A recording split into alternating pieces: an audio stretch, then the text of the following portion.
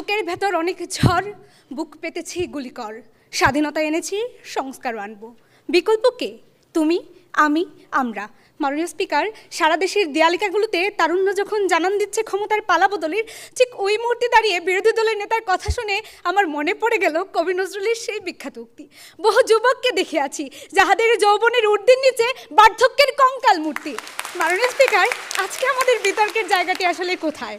আজকে আমাদের বিতর্কের জায়গাটি ছিল তরুণ ভোটাররা কি ভোটদানের মাধ্যমে ক্ষমতার পালাবদল ঘটাতে পারবে, নাকি সেই পুরনো ব্যবস্থাতেই থেকে যাবে। অথচ তাদের কথা শুনে মনে হয়েছে আমাদের যে 25% তরুণ ভোটার এবং 75% যে পৌর ভোটার রয়েছে, তাহারা মনে হয় কেউই ভোট কেন্দ্রে যাবে না। আর যদিও বা যায়, তাহলে মনে হয় সেই স্বৈরা শাসককেই ভোট দিয়ে আসবে।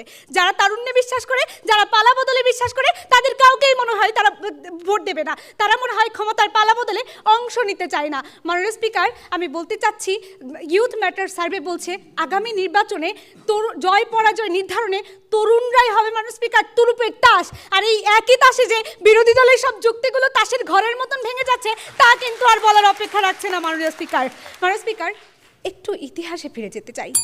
90-এর আন্দোলনে যখন নূর হোসেনের বুক আর পিঠ হয়ে ওঠে বাংলার জমিন, তখন পুরো বাংলা মুখরিত হয়েছিল স্বৈরাচার নিপাত যাক, গণতন্ত্র মুক্তি পাক স্লোগানে। মাননীয় স্পিকার, আর 24কে মাননীয় স্পিকার আগলে রেখেছে তরুণরা, আবু সাইদরা। মাননীয় স্পিকার, এত জ্বলন্ত উদাহরণের প্রেক্ষিতে দাঁড়িয়ে আমার বিরোধী দল কিভাবে এত সংশয় প্রকাশ করে গেছেন, তাই তাদের আমি উদ্দেশ্য করে বলতে চাচ্ছি, 18 বছর বয়স মানে না কোনো ভয়, এ বয়স যেন ভীরু কাপুরুষ নয়।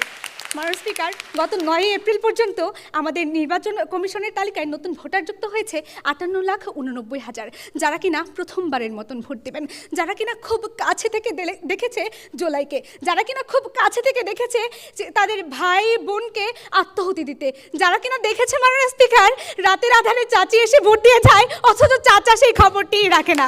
মাননীয় স্পিকার, যারা কিনা 14, 18, 24-এ ভোটে দিতে পারেনি, স্বৈরাচার তাদেরকে দমিয়ে রেখেছিল। মানে বিরোধী দল কি মনে হচ্ছে তারা কি নির্বাচন কেন্দ্রে, তারা কি ভোট কেন্দ্রে যাবে না? তারা কি ভোট দেবে না? আর যদি ভোট দেয় তাহলে কাকে দেবে? মাননীয় স্পিকার, তরুণদেরকে নিয়ে বিরোধী দলের মতামত তো দেখলাম, শুনলাম। এবার দেখে আসি রাজনৈতিক দলগুলো কি বলছে।